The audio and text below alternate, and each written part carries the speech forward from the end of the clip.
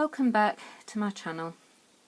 I thought today I'd do an update on how my vermicomposting tower is running, because it's been a while and I wanted to show you how I've changed the way that I'm running it.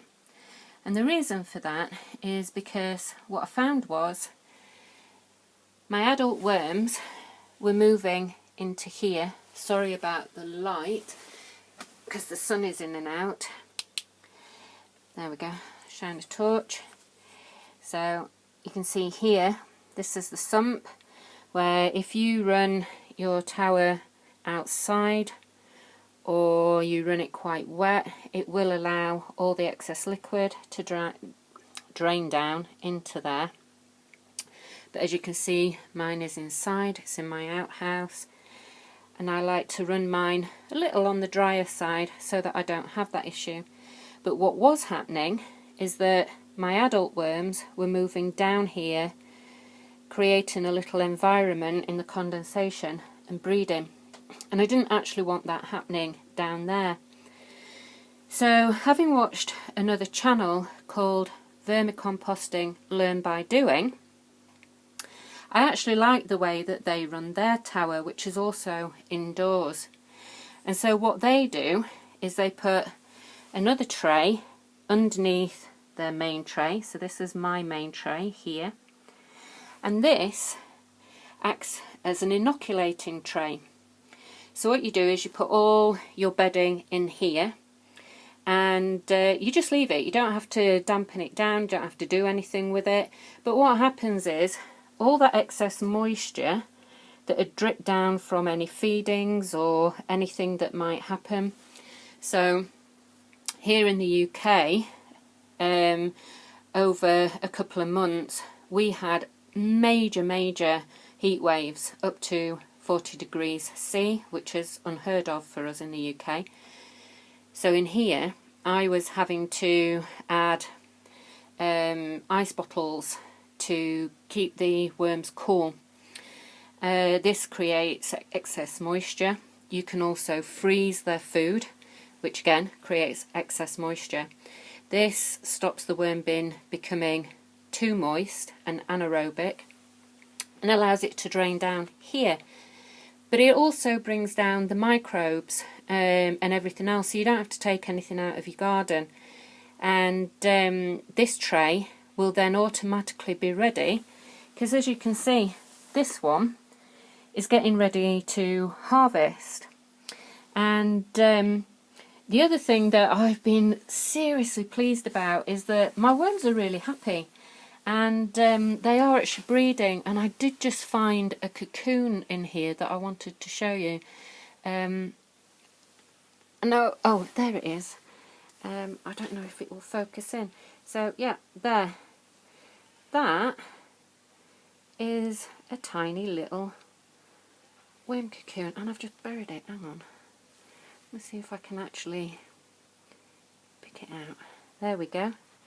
Yeah, that's full of little worms. How cool is that? Ah, see, some of us get excited over the weirdest things, but I am really happy. And I was looking at this, and the reason I wanted to do an update is because I moved this around to see how much of the feed that I'd done last time, because I gave them quite a big feed, and I was like, where are all my worms? And here you go, look, here's a tiny little baby, tiny little worm just there, and I've got loads of them, and there's even smaller ones than that, because the other thing that they've been doing, the reason that I was so happy with this is because I moved all the adults that were breeding from there, put this tray on. This tray goes on top of there, and then I put another empty tray on top of this one, and then the lid on top of that empty tray, which I'll put this one in a minute back on top of that inoculating tray, and I'll show you the other one underneath so you can see what's happening and how this tower is running. But I was a bit concerned because I was like, where have all the worms gone from there? Well, you can't actually see them now, because now that the lights hit them, they've all moved. But you can see that there's quite a lot of castings already on this. And there you go. You can see a worm there that hasn't moved. But actually, there's another. And if we just disturb this just a little, I don't want to disturb it too much, but you can see that there are actually loads of them. They're all in here already. So they're quite happy with that. So what I'm going to do is I'm just going to pause this, put this big main tray back on top of there, and then I'll show you the other one.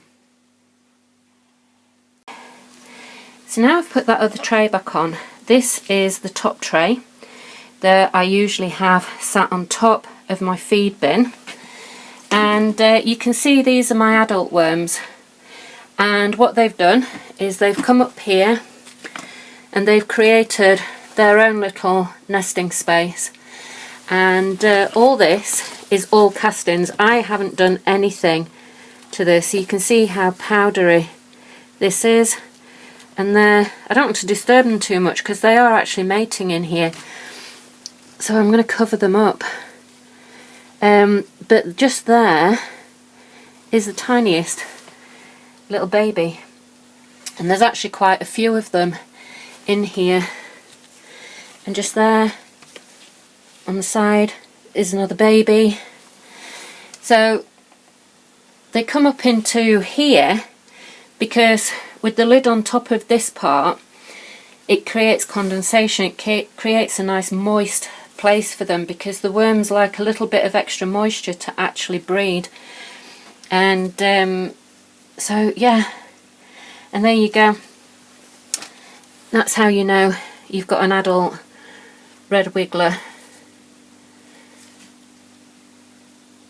And you can see that yellow tail quite clearly on this one. I don't really want to pick them up because they don't like the light very much. And here we go. I've got another, if I can get rid of the shadow on that, another baby there on the side and another one there. So you can see all of this is now ready for sifting and harvesting. So I'm going to do one last feed in this, and then I'm going to harvest this tray after they've had that feed, and then empty this tray. So it'll be sifted. All the worms, anything that they've not eaten, will actually go into that tray that I've just shown you, that inoculating tray. And that'll become the new feeding tray, and then this one will be empty, so I'll fill it full of bedding and that'll become the new inoculating tray.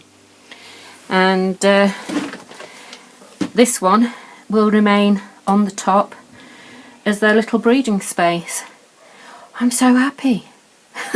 I love my little worms. I'm happy that they're happy. It's great.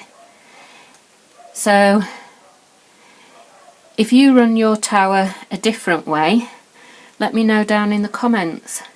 But if you run your bin the same way and you find that your worms are doing a similar sort of thing, also let me know. Happy composting!